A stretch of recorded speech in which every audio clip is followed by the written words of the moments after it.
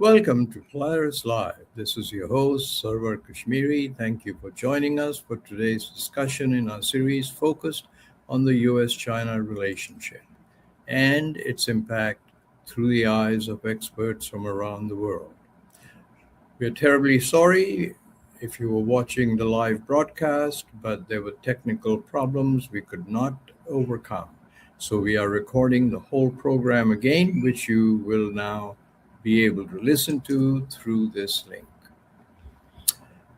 This program is user supported, brought to you live in conjunction with the Foreign Policy Association of New York. If you have questions for today's guest, please feel free to submit them using the bar on the right-hand side of the screen, and we will answer them after the live event. If you are a subscriber to our Substack channel, a one-page specially curated summary of the program will be sent directly to your inbox. Thank you again for being part of the conversation.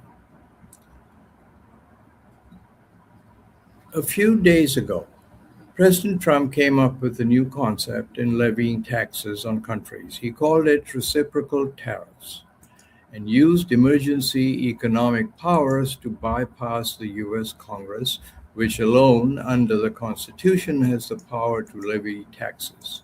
However, recently, the Supreme Court of the United States ruled the tariffs unconstitutional, but the president simply bypassed the ruling of the Supreme Court, pronouncing it un-American.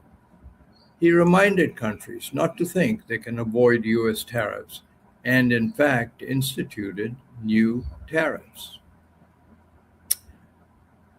The U.S., its markets, and its currency stand supreme in the world, a key reason being the trust global countries have in America, a country of laws, as it is said, not of men.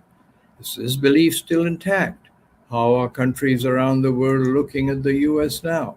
What is the long-term damage caused by President Trump's actions? Here to help us discuss these complicated international legal issues is Dr. Flora Huang, Professor of Law and Business at the University of Derby in the UK. Professor Huang has written widely on issues related to international trade, governance, financial integration, and the legal structures that underpin global commerce.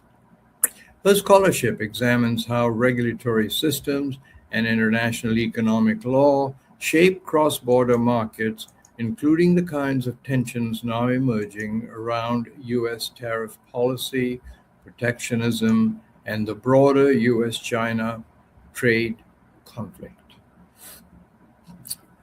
Welcome to Polaris Live, Dr. Huang. It's a pleasure to see you again. Good to see you, Sawa. Sorry we had those technical glitches, but it just reminds us to be humble, doesn't it? And let not the technology be the master. Yeah. But what I want to ask you, Flora, is do you think the president's actions have damaged the perception of America as a country of laws? What do you think? That's one is really a bit of mixed bag. When we look at the Supreme Court ruling, that one is only for the IEEPA.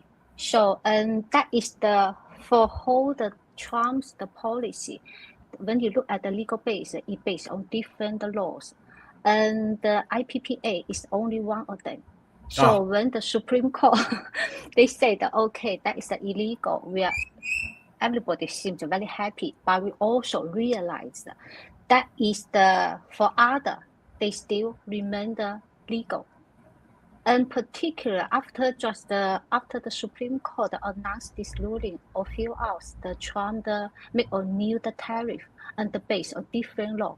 And that one, they still remain legal, still going. So it means that the tariff is still going. So that is put the whole world is more like miserable and unpredictable, because we never seen such a big country you could change your rule overnight. That's the point that I want to dive into for just a second more, Flora, I want to ask you, what was the biggest surprise to you in this whole scenario? Was it that America would overnight do this kind of a tariff on all the countries in the world, or was the surprise that that after the Supreme Court ruling, the President of the United States would simply say, "You'll have to pay taxes. I don't care what the Supreme Court says"? Or was it that Mr. Trump called the Supreme Court's ruling actually un-American? What was the biggest surprise? I'm trying to get a feeling for how the rest of the world has been viewing this, because we get American media. Yeah, and for me, my personal biggest surprise is some kind of speak of the pivot. So it changed the rule, like I said earlier, it changed the rule many times. So that is the surprise for me. And also, let me think about it. And who make the law? And who had the power to change the law? So there is some kind of fundamental problem for all the lawyers. And we said that when we look at the Supreme Court said, okay, the Trump, you don't have this authority to tax. And the power is come from Congress, okay?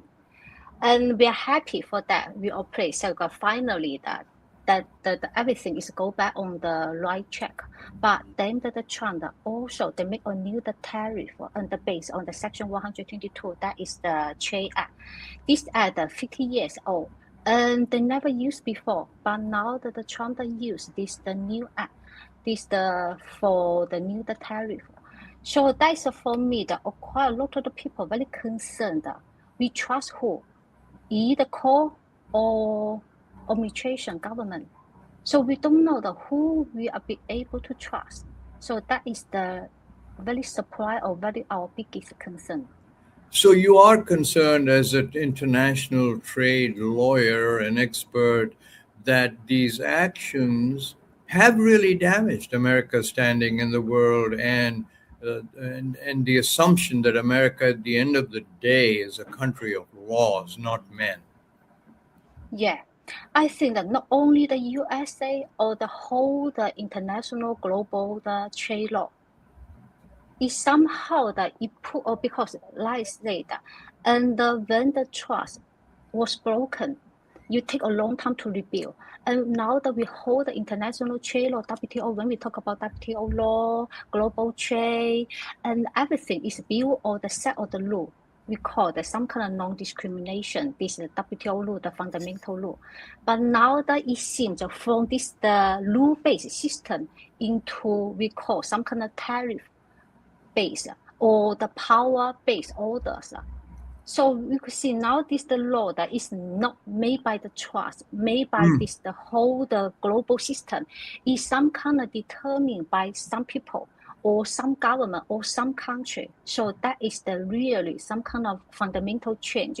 We are not live in the world in the we call some kind of globalization or this the universal single system anymore. Now it seems more we call this some kind of block system. So it means we need to find a new block, new neighbors, new friends to make the trade. And how do you think this is affecting the world's commercial trade system? I mean, 2 months ago, right, there was a system in countries that had more authoritarian rulers. Then there was a system in America and the UK, but especially America, where there were all these laws. Do you think that system doesn't exist anymore? I can't say the non-existent. We just say that some kind of the base, some kind of fundamental thing that change. And we need to realize now is the new world, not the old system anymore. And a lot of countries that also to realize, for example, the EU, when you look at this year, a lot of the France, Germany, UK, Finland, Ireland, EU leader, everybody go to China. So why? That's never happened before. So that's why everybody, they try to find a balance, the new balance between US and China or the other powers. So that is, I think, some kind of trigger point for everybody. Your practice includes country in Central Asia and China. You're on various committees there. You go and make speeches there often. If I might just stay there for a moment, how are those countries in Central Asia and especially China viewing what's taking place in America and the impact? China and the Central Asia are quite different. When I will talk about China first. China, now that they try to the very where or the US is nearly they trying to change the legal tools. Like I say that they could Trump that they could just use the different legal base to impose the new tariff. That is the China. And in China we have a very old saying that are no the permanent animals. Enemies, only the permanent interests. That's the China, the viewpoint. And when we look at the Central Asia is quite different. The Central Asia we call this some kind of middle the corridor because it connected to the Asia, Europe, and the Middle East. So that's why this Central Asia they looking for more the reliable, stable the relationship. But the Central Asia is quite interesting, this point when we look at this, because they still the influence from the Russia, but China is the Central Asia biggest investor and the trader. So they try to make a good relationship with the China. Also, when we look at this, the Trump's the new ball peace, and the Kazakhstan, Uzbekistan also joined this the ball peace. So it means that they also try to make some relationship with the U.S. And because I'm the lawyer, when I studied the legal system, that I found that was more interested because the Kazakhstan they have a Astana International Center, and that one is total modeling the British legal law. And the commercial law that is the same, and they also they hire a lot of the lawyers and the judges from the UK. So that's the Central Asia is quite complicated compared to China. The general question. I lost you again. Okay, can you hear me now? Can you hear me now, Flora? Yeah. Now, I was going to ask you, how far can countries go with tariffs? Before they actually start undermining the rule-based system created by the World Trade Organization or the WTO, or do you think that system is now history? I mean, universally, people got rid of tariffs and all of these drawbacks to free trading. And for so many years, 70, 80 years, we had the system in place. Is this permanently gone now? We are going back to the system we used to have a century ago? We need to realize now that's a new system. For me, that I could say now it seems more the regional block system to replace the globalization. Because when we talk about WTO, that was a few decades. Everybody wanted to enjoy the global village, the free trade or the low tariff. But now that it seems no, the tariff is become or we call some kind of weapon. Plus politics. So that's why now that everybody call the geopolitics. So that is the whole global trade, it becomes more complicated. We can't rely on the trust, and we can't rely on the universal system anymore. We need to make a new friend. We need to find something that we use the shared interest to make expand your trade relationship. I'm going to stay on this point for just a few seconds more, because I think it's at the heart of what is puzzling, especially experts like you, right? The Prime Minister of Canada, not long ago, said that the system we used to know is gone forever. that countries like Canada and others that have traded with the US will now need to think of a new system between themselves and with the US. Are we really, and I know I'm asking you to repeat some points and clarify them, are we really at that stage now, Flora? I could say it's some kind of nearly the end of the old system, but the point because we go to the new the order, but never know. Nobody know that.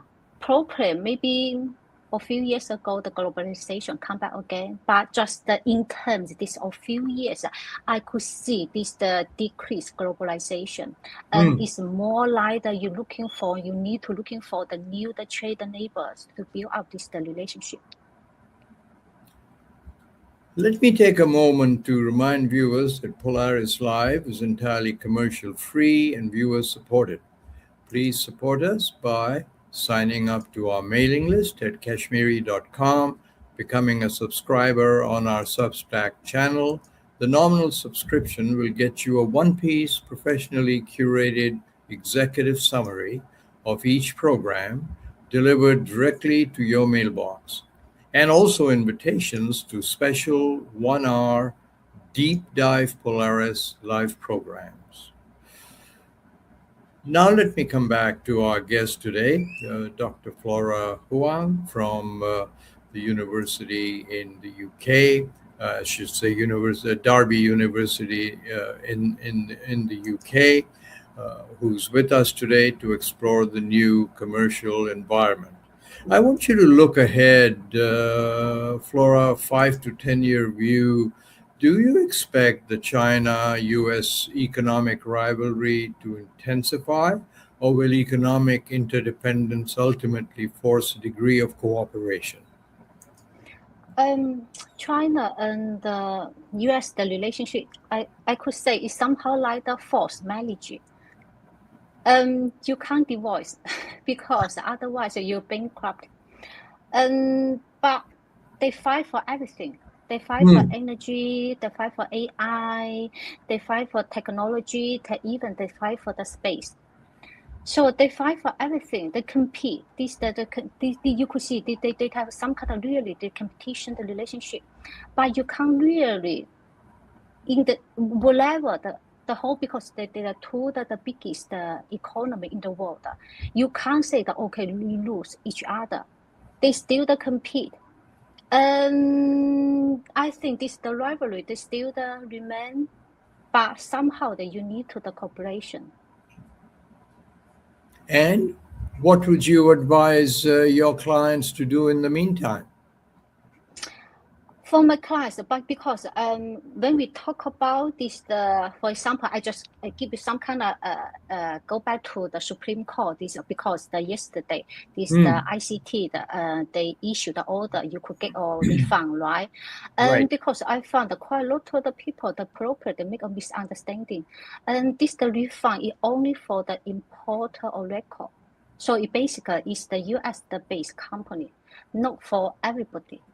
So it's not like the tariff, when you impose the tariff is for the foreign countries, but indeed the foreign company very difficult to get any the compensation. And you need to look at, to double check first, whether you are eligible to claim for this. And also you need to double check your contract to see that any the provision or any article to entitle you can get some kind of refund. So you are not the direct the entity you could get the refund. I'm going to tack to Europe for a moment. Europe often finds itself caught between the world's two largest economies, right? And so, from a European Union legal and economic perspective, assuming the Trump trade policy continue, what will be the impact on EU-China and EU-US trade policy? Here the EU you could see they have some kind of dual the policy. The first one they call is some kind of autonomy. Now that they try to build a lot of the this some kind of defense.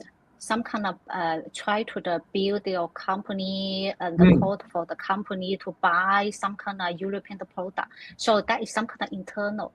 And when you talk about external or the outside, you could see, like I said, that now a lot of the European leaders, they go to the China. That's very unusual because that never happened in the history. Everybody now they want to make a business with the China. So that's because they try to strike a balance, not consider the US is only the trader or the friends in the world.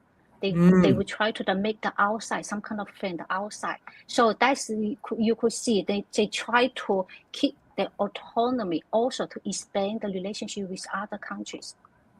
Well, I think you've in another way expressed what we have now gone over a number of times, but it's worth repeating, that the world outside, let's say China, looked at America as leading the charge, and the countries didn't want to get ahead of America. That is a casualty of what's taking place now, you think? Yes, I think yes, definitely yes. Now this because the U.S. when you look at the trade map, nearly all the countries they would treat the U.S. is some kind of biggest trader. That's the truth. That's the fact. But now they try to make quite a lot of the different friends try to not get hurt by only the U.S. the tariff. For example, the China, a few years ago, the China already said that this is the dual circulation. The dual circulation, it means the internal, the China, they have to use their supply chain to buy the Chinese more the products. And also the outside is the circulation, they still they try to expand the international trade. So that is some kind of autonomy in trade. They not rely on the only some kind of relationship with the U.S. anymore. They try to build up your own capacity, the market capacity. Also try to, for example, now that the China, when you look at the China, the Central Asia, China with Russia, China with the EU, UK, or the Asian part, or Africa, even the Africa, you could see that the China try to expand the friend circles. Well, you are from Derby University, which is known for its very, if I might say, independent thinking in many ways. So how does the UK fit into this new world, you think? A couple of related questions. How does the UK fit into this?